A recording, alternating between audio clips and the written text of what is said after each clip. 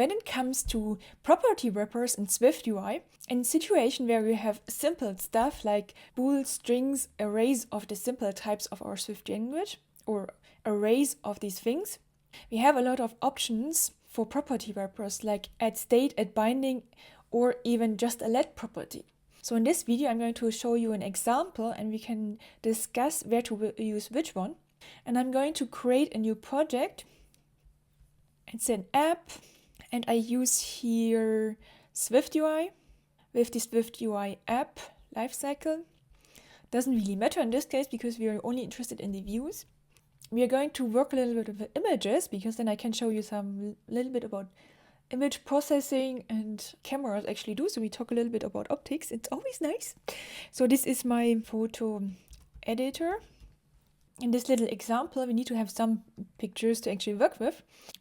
I prepared some pictures, which you can find in the description, or the link in the description. Basically what I did, I have here an image of one of my cats.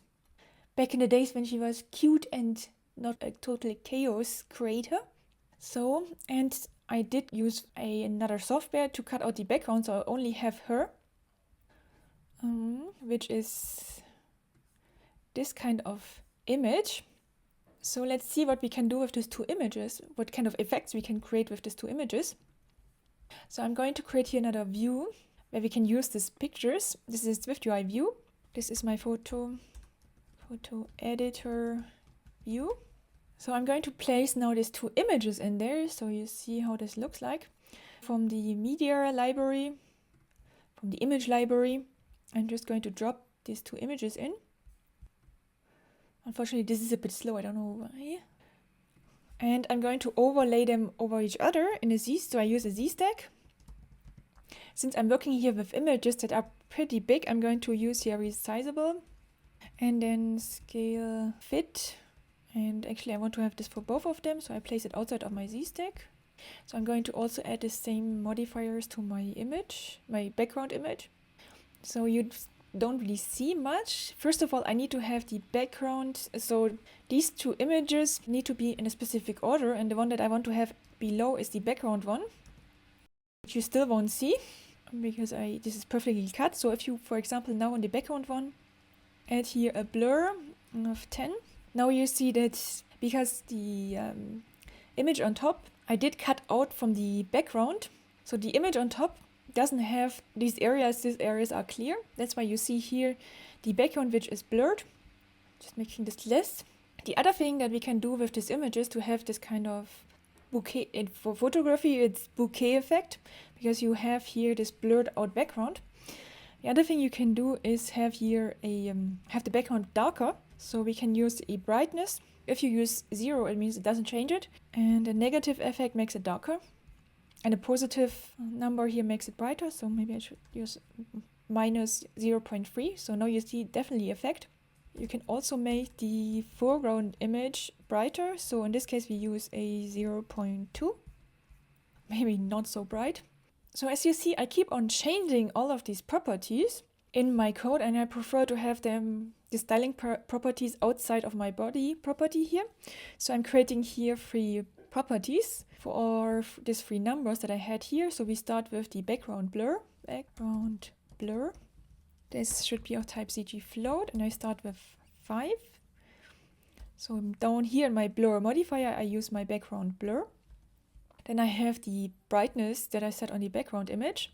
This is let background brightness. This is also a CG. This is, I think it is double. So if you click on the view modifier and you have a look at how it's defined, it says double. So this needs to be a double. And we had here minus 0.3. This property we use for the view modifier brightness on our background image. And then I need one more property for the brightness on my foreground image. This is foreground brightness. This is also a double, and this is a 0.1, a positive value, so we use here our foreground brightness. I can now nicely change here in the code these properties But ideally, for the user, I want to have the possibility to change them. So let's say I have here a button that just says add background blur. So I go in my library, and now I can drop this button, and I'm dropping it below my image, which automatically creates in code here a VStack around everything. So this button is below. So we can do something in this action call. And in the trailing closer, we can define the label of this button. So in this case, for example, let's say I'm going to add here always more blur on the background. So make background blur. So now you see here this button. And the question is, what kind of action do I want to perform when the user presses? I'm just going to increase the number here in my background blur by a little bit. Here I'm going to say background blur plus equal 5. And the first thing it's telling me, you set background blur as a let constant. This is true. In order to make this changeable, immutable, I need to make this a var. So now here, this property is a var. And the next thing is, then it shows me different error, says self is immutable. This is because we are here in a struct. So structs are value types. And since this struct, wherever it's called higher, it is set as a let struct, which means that all of these are not mutable anymore. The reason behind this is every time one of these properties changes, what SwiftUI actually wants to do, it wants to recreate this body property here. So this is the computed property, and redraw the view. So it has the newer value that I set here for my background blur. And that's why they introduced some property wrappers that add additional functionality. And the one I'm using here is a state, which saves this property outside of my view. So now when I press here on this make background blur, this background blur is changed, which causes this view to be recreated, but I'm keeping my new blur value here. Run this now in live preview. I have here this yellow.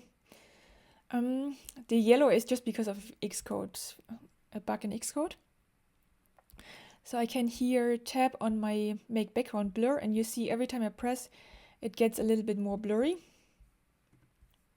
So this is working nicely. And you saw I used this add state var here to change this property to a mutable property in my view. So the next thing is, this button is maybe not the best. I prefer to have a slider. I could here add a slider. And you see a couple of initializers. So I'm using the one with value in. What you see here is this binding. And we see this a little bit better once we create our own subview, because this slider is a view that somebody else created for us. And we need to give it here access to a property that it also wants to change. So it wants to have read access to display the right value, depending on what you choose, and it also wants to change it. So whenever you want to give it write access, you need to use a binding, and this binding here we can give with $ and then the property name. The second thing is, here you see in, this is a closed range. So for my background blur, I don't want to make this too big. We are going to create a range from 0, 3 dots, because it's a closed range, to, let's say, 20. Slider, and it's already set, my initial value was here 5. Maybe I'm going to change this to 0. So now my slider is on the very left. And you can here increase with the slider nicely. Except, of course, there's this funny bug.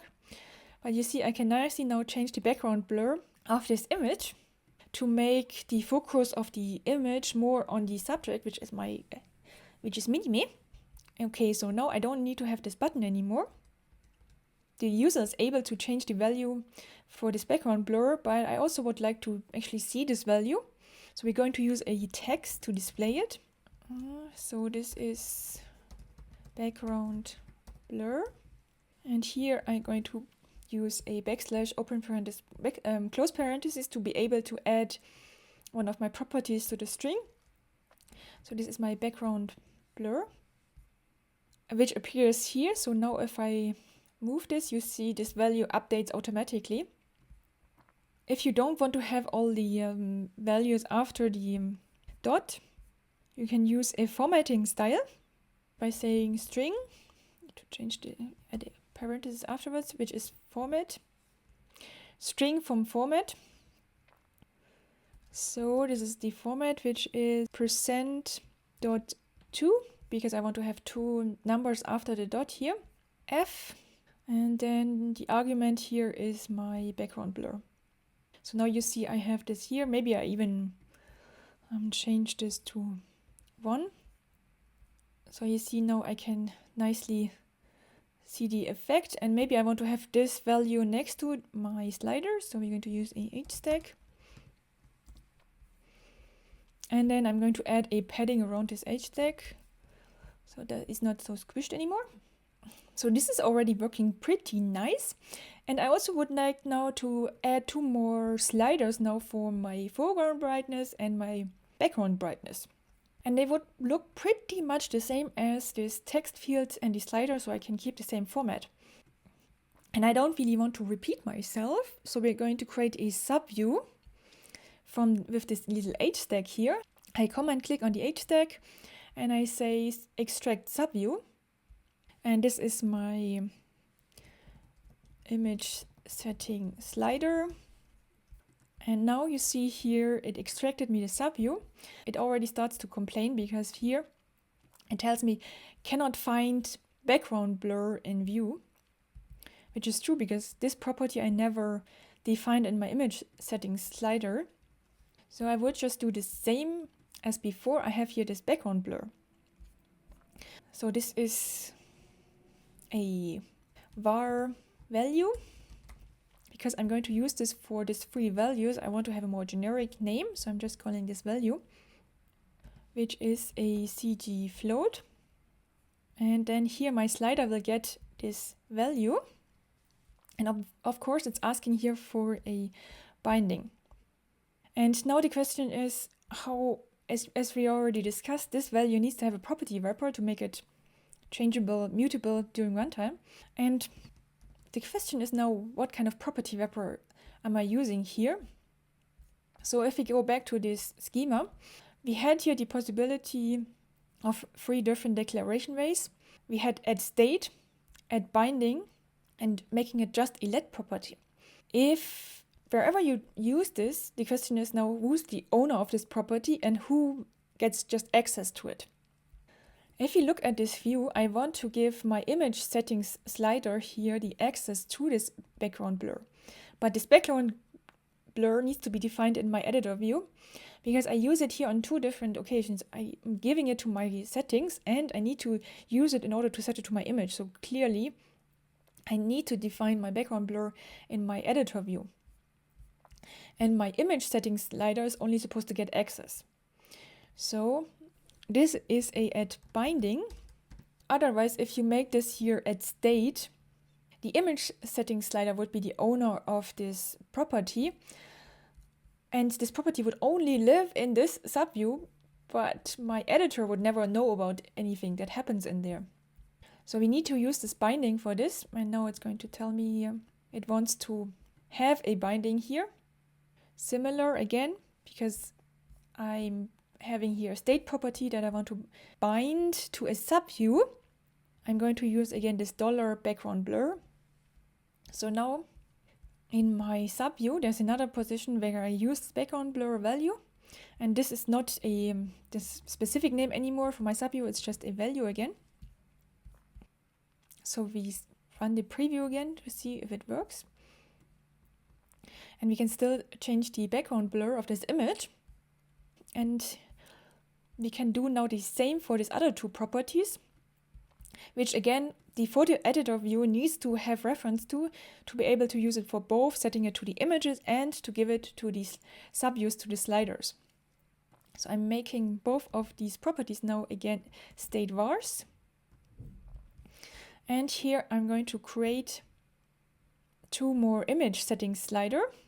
So now I'm going to add another slider, my subview, with the value, which again I need to have a binding with the background brightness.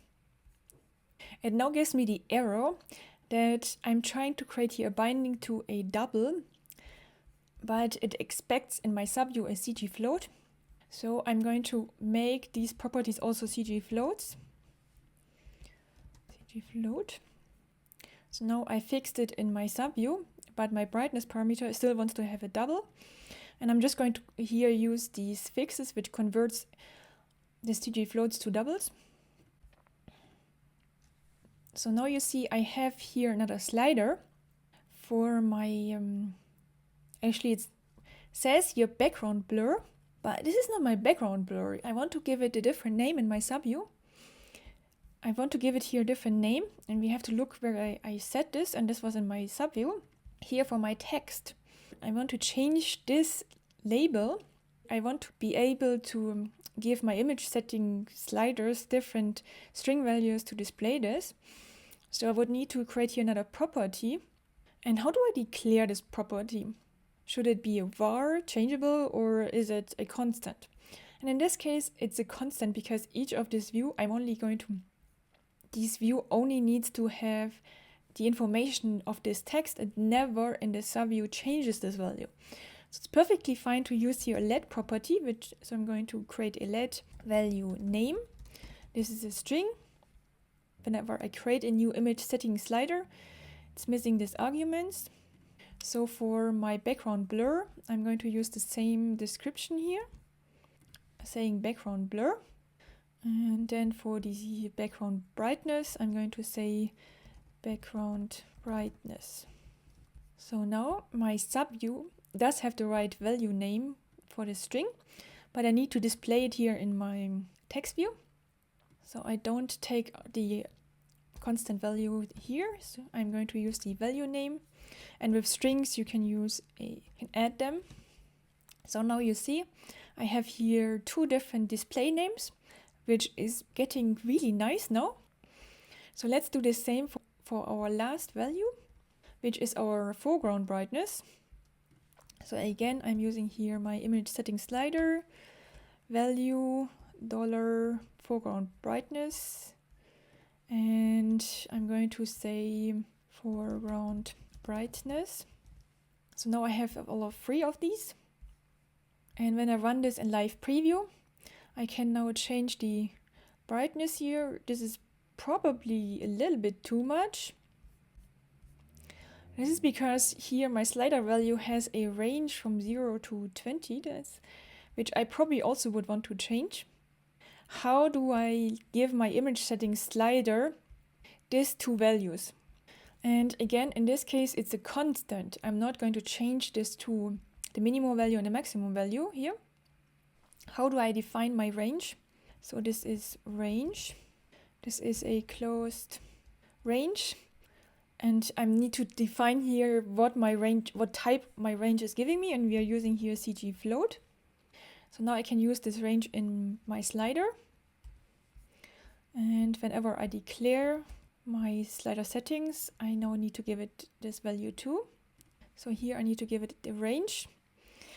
So my background blur shouldn't be negative, so I definitely should start with 0. And we had here 20, which was pretty good, so I stick with 0 to 20. Just going to format this a little bit nicer. For my background brightness, we can use negative values.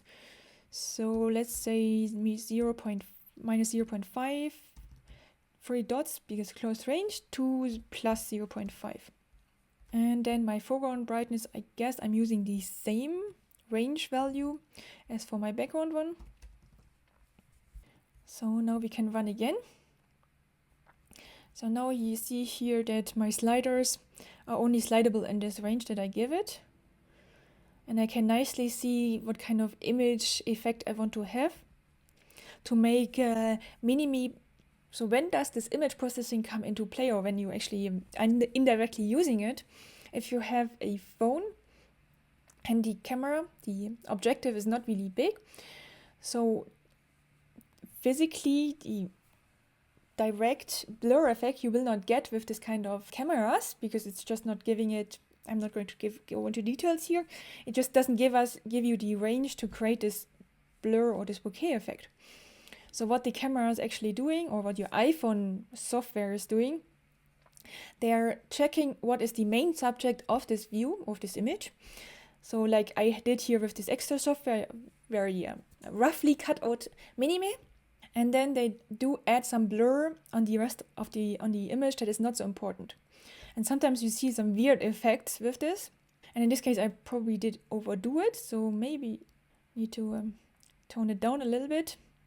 Which one is the blur? This one. So this one is probably just about right. You have a little bit less for us visually. If it's not clear, it's not so important. It's because it's not in focus. But since Minime is very clear, she becomes more emphasized in this picture. So you as the viewer would more look at the kitty than on the annoying stuff that I have in the background here. Okay, this was a little bit of image processing. But one more thing when we are talking about design and styles is that these three sliders look a little bit, I would like to have them the same. So what you can do is, because we have here one subview that defines all three of them, is we can add styling to these three sliders. Like I can say that my sliders don't need to be so big. So I can add a frame telling it that maximum width is maybe 100. So now they are not so long anymore, but obviously I would like to have maybe a little bit more spacing in between. In this H tag, I can add here a spacer. So this makes it really easy because all my three sliders here, they are in the same view in my image settings slider view. So whatever I add in here will be applied through all of my three sliders, which is super nice to work with. So I don't need to repeat the same code all over again. But in order to give this subview all the information, all the access that it needs, we had here two let properties. So these are properties that are not changed within my image settings in my subview. And we had here one binding. This is because this property needs to be changed inside of the subview. This add binding is the same way that the slider is actually internally defining this value. I'm just here basically mirroring the same way it's defined in there, so you can see what this actually means if you have this $sign. It's the binding of this value in both directions. So my image settings slider here can change the value, and my slider subview can change the value. But both of them views always have the right value, thanks to the binding. And where does this add state come in? This is when I declare this property. This view is the master of this property, to say. So it is the main distributor or the main hub for this property. If you want to give access to these properties to multiple places, you have to have one major hub where everything comes together. The one place where the true value lives. And this is here in the topmost layer in my photo editor view, because from here on I'm distributing this background blur, for example, to use it directly here to change these image settings, but I'm also distributing it or handling it further down to one of my subviews. And in this case we are using it, we're even giving a binding to our subview so they can change it. So as a wrap up, we have add state, add binding, and we can also just declare a property as a let property, depending on if it's just set once, like a let property, if we want to change this property during runtime, like an add state property, or if we want to change it at runtime, but the view that we use it in, are not the main owner of this property, then we use add binding. So I hope this made it a little bit more clear what the difference between these three are. Give this video a like if you found the information that I presented to you helpful. If you want to see more, hit the subscribe button and I will see you next time.